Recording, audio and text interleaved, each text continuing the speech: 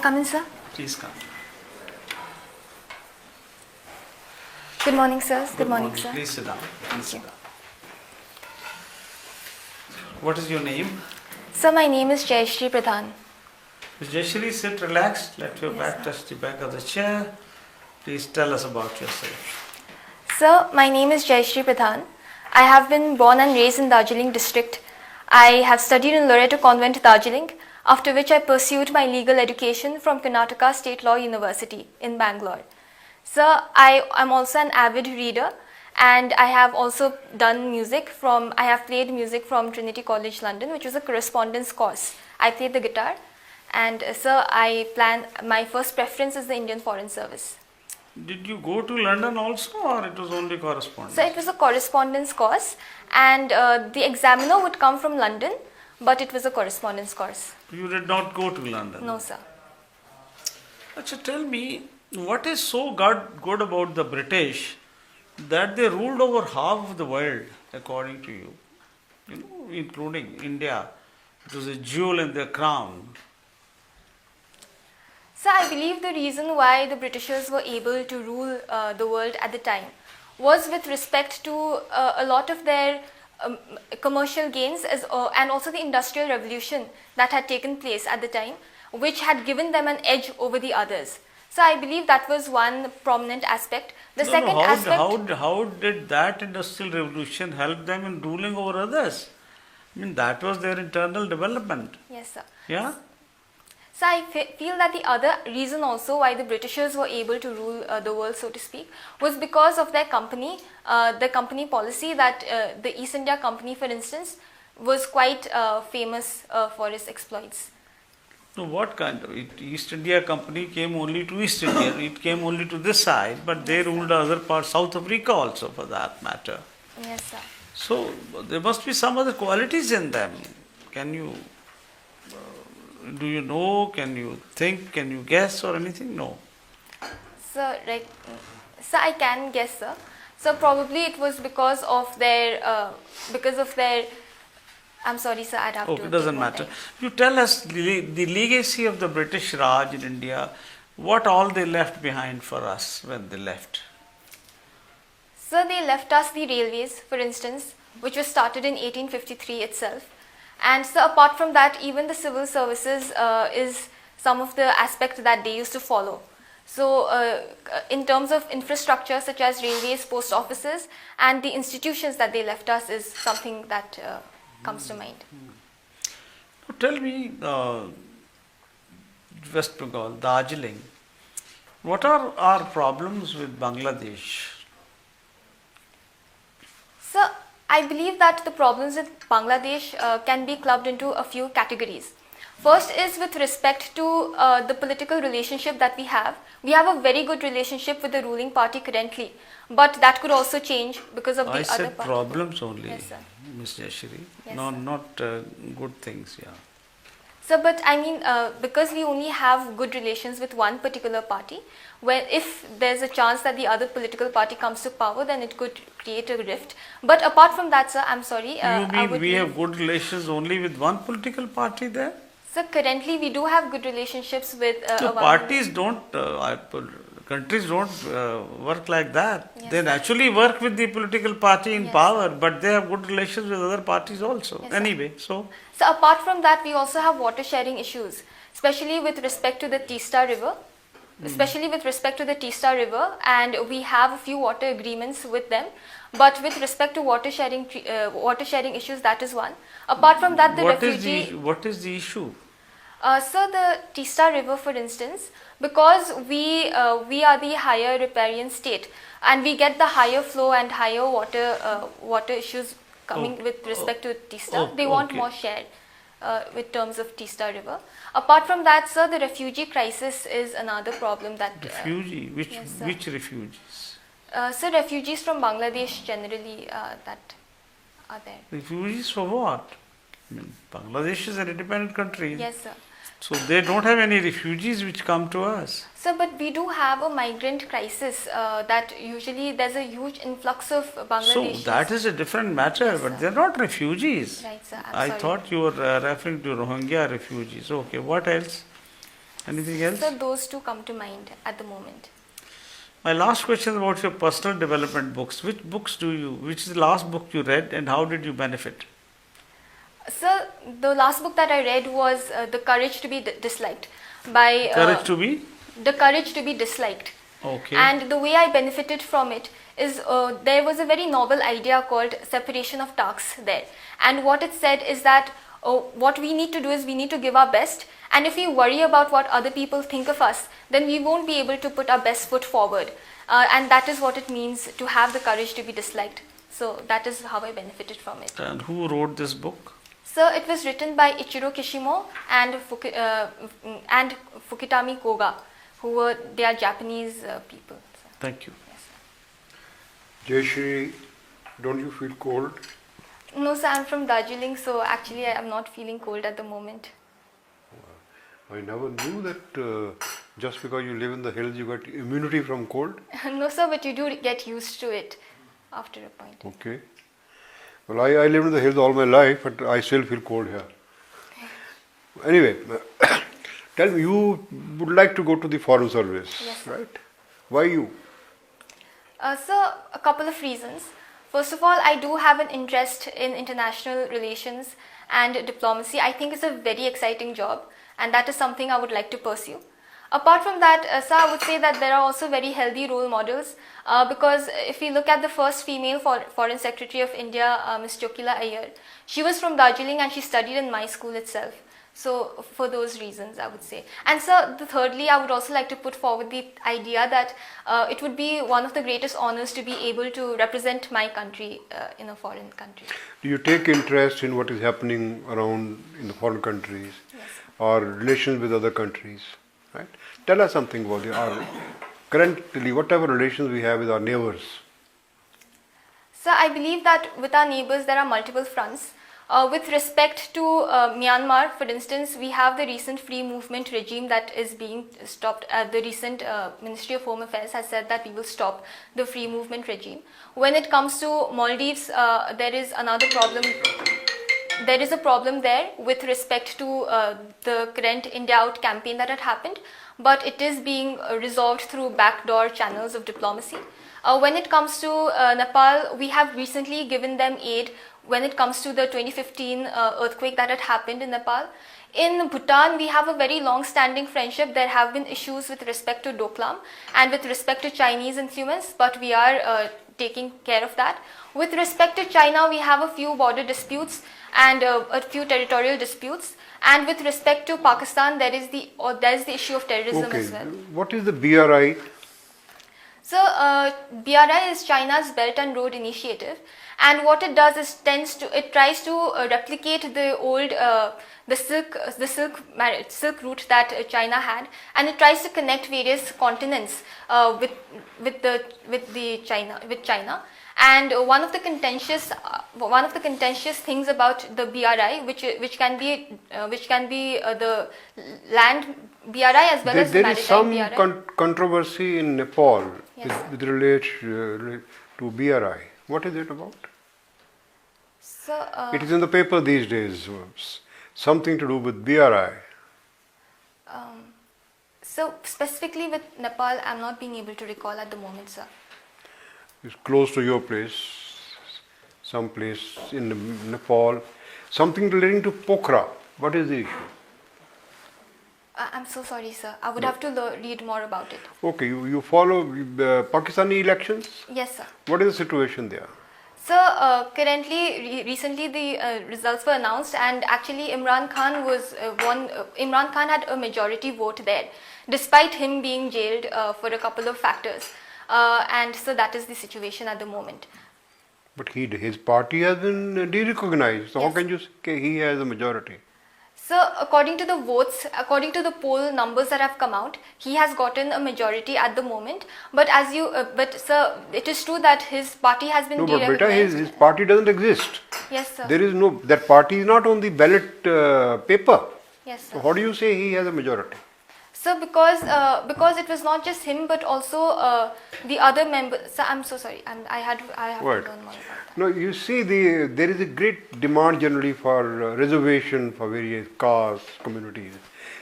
Why there is no demand for reservation for women in services? So in services specifically, so I feel that just taking UPSC as an example as well when it comes to services, I think when it comes to services there is this element of, so in exams like this, being a woman myself, what I've seen is that there is always an active measure to include everybody, including women. And so even as a woman, I've never felt the need that, I might be discriminated against. And because exams like this make a conscious effort So even to in the be parliament has passed a bill to have reservation for women in parliament. Yes, so but yes. So why not in this sector also? So I think there is a distinction between the parliament, that is the politics, and the services that happens through exams like this. Like I said, so when it comes to exams like this, there's a conscious effort made to not discriminate against women. But when it comes to politics, You a lot think of real life, women in India are not a deprived section? yes, sir. So there are a couple of reasons why they are deprived.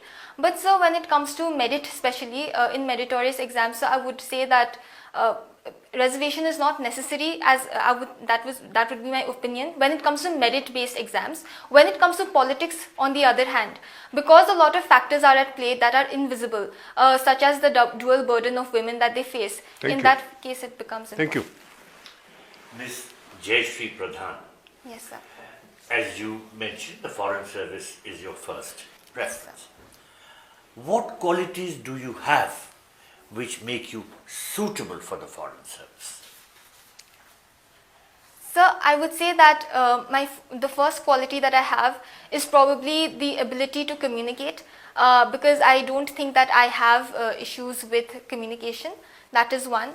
The second is that, sir, I'm also able to have a very objective outlook when it comes to certain issues, and I believe that a level of objectivity is required in foreign services. And thirdly, sir, I'm also very What adaptable. are the foreign services? So foreign service, sir. Okay. I'm sorry. And thirdly, sir, I would say that I'm very adaptable and flexible, and I think that the Indian Foreign Service requires that.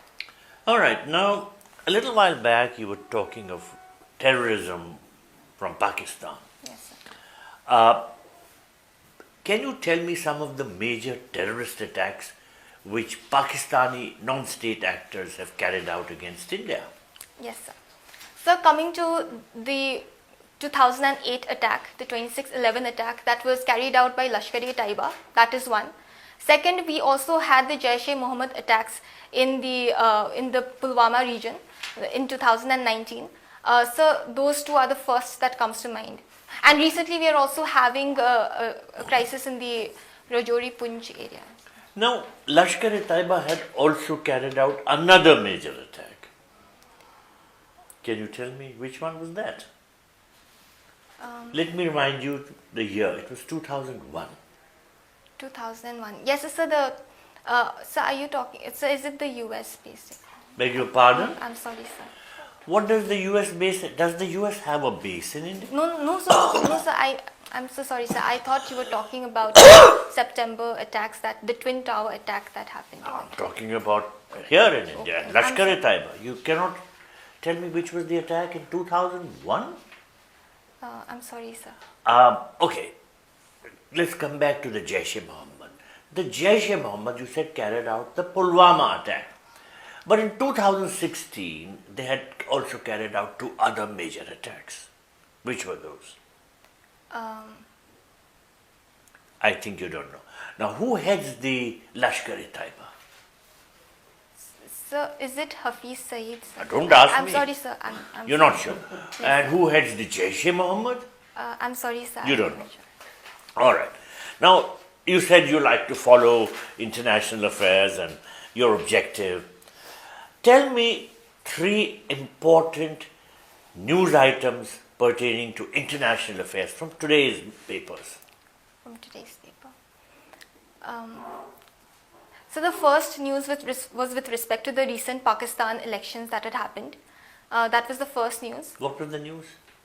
So the news was with respect to the elections and how it could be rigged. That was one of All the right. news. Okay. Another one? And so the second news. You were sitting there and the newspaper was in front of you. So I was to. You didn't No, read sir. it. You didn't read the newspaper that was lying in front of you. So I just came 10 minutes ago. So I'm sorry. Well, sir, I shouldn't- you were already more than 10 minutes while we were waiting, you know. Yes, sir. Okay, let me ask. Did you follow the arrest of Indian naval officers in Qatar? Yes, sir. So, how has the case developed? So originally they had gotten the death penalty, but now it has been commuted to life sentence. Have they been released? No, sir, not. All right. Now tell me, PM's foreign visits are very important. In 2023, he visited a number of prominent countries. Can you recall 3 of the most important visits? Yes, sir.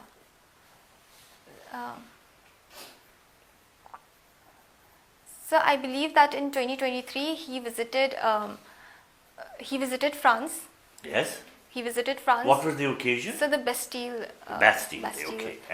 And so secondly, he also visited.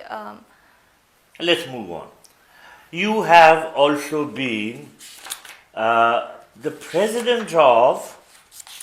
No, you had something to do with the Model United Nations. Yes, sir. No. What are the main functions of the United Nations? So the main functions of the United Nations has been laid out under Article 1 of the UN Charter itself, which mainly lays down 4 functions. First is maintenance of international peace and security. The second is with respect to the sovereign equality, upholding the sovereign equality of all the members. The third is to make the UN the center of all resolutions of international disputes. And fourthly is also to cultivate a sense of economic and social cohesion amongst all How many countries. principal organs does the UN have? So the UN has 6 principal organs. All right. And do you think that the UN is succeeding in discharging its functions? So currently I would say that the UN faces a lot of limitations, especially when it comes to the P5 and the veto power that is enjoyed under Article 27, which does create a lot of problems when it comes to the fulfillment of their primary objectives. That is one. So, but having said that, I would say that despite its limitations, because it is a representative of 193 countries, therefore it does provide a forum for diplomacy. But you didn't answer In my that question. sense. I asked you whether the UN has succeeded in discharging its obligations. First, I expect an answer, yes or no.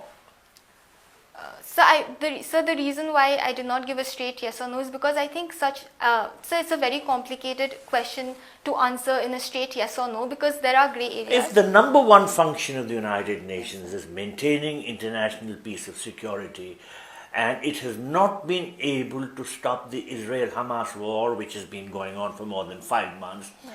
and it has not been able to stop the Russia-Ukraine war, which has been going on for almost 2 years, how can you say that it has not failed in regard to its primary obligation? So, I mean, not excusing the UN, I do think that those are grave issues that plague the UN. I would say that the reason why the UN has not completely failed is because the World War III is still not happened yet. So, to that So you extent. will say the UN has failed only when there is a World War III? No. All right, let's move on.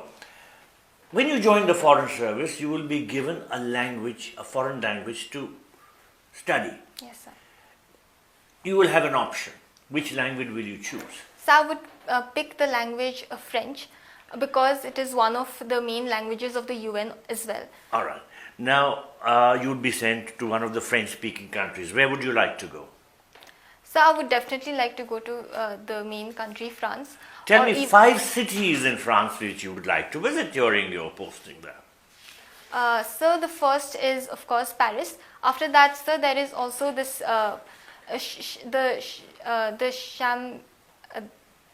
so France, and then second would be I'm sorry, sir, I'd have to.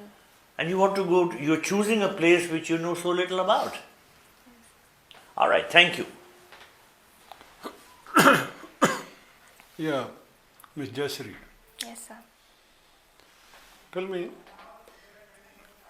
in Uttarakhand there has been a UCC a few days back. Yes, sir. Just analyze that UCC. How do you rate it? Whether it is good, fully good, partly good, not good. So I would say that it is partly good. The reason why I would say that it is good is because Article 44 of the Constitution also has talked about a UCC, and it has to be based on a consensus basis, and because the government has come out with this, and it has various provisions with respect to Muslim women, for instance, and also with respect to live-in relationships, the registration of live-in relationships, which accords some sort of protection to such members who are involved in such relationships. I would say that it is a partly good aspect. So it provides protection. Some people say that it provides surveillance, it provides police, eye on them, and parents, and even third party. Yes, sir. So there are definitely concerns. For instance, there is this provision of 3 months imprisonment if they fail to register within 1 month. So that is why I refrained from saying that it was completely good. I said it was partly good. So But sir, I would one say, minute, by registering, how they are protected? Are they not protected under our Bharatiya Nyaya Sanhita so I from would the crime, etc.? So I would say that they would get protected because there are certain relationships under which it is minors who get into live-in relationships, or they get into live-in relationships through force and Point is, coercion. even without relationship, if somebody does violence to somebody, is there no protection? So Forget about relationship. Yes, sir. So there is protection, but what this UCC has done is it has also given the rights of inheritance to the child that comes out of a live-in relationship. That is a good thing. Yes, sir. So that is one. And so it also accords protection to the women in cases of domestic violence under the Domestic Violence Act, which had only been recognized by the Supreme Court as of now, but now it is also legally recognized under the UCC. So that those are the good If Domestic aspects. Violence Act is not there, otherwise is it violence not punishable? So it is definitely punishable. Then anything else you want to say? You said partly. What is wrong with the code? So I would say that the surveillance aspect as well, especially when it comes to the stringent punishment if they fail to register within 1 month, that is 3 months of imprisonment or fine. That is one negative. And Yeah, tell me, what about this inheritance? Have you read about inheritance? How does it provide inheritance, particularly for Hindus? so we have the Hindu Succession Act 1956, which provides provisions for how Now that will not inheritance be happen. applicable. Now UCC will be applicable. Yes, sir. Yes, sir. So now even the father, in my limited understanding, even the father is now included in the class 1 heir, when before he was included in the class 2 heir. So that mother share is reduced. Share which was going to the mother earlier, now is going to both together, half. Yes, sir. So, but I feel that because parents are parents regardless of whether they are the mother or the No, father. that's good, but they could have been given equal share. Yes, sir. Father and mother could have been given equal share as the siblings. Yes, sir. So I think because he's included, that doesn't mean that he will get the higher share. He will still get the same amount No, of it share. is specified in that father and mother will get one share. Yes, sir. One share, brothers, sisters, and all that. Yes, sir. So probably you have not read it fully. Yes, sir. Read it and joint this Hindu joint family, that rebate or a facility under income tax rebate was there.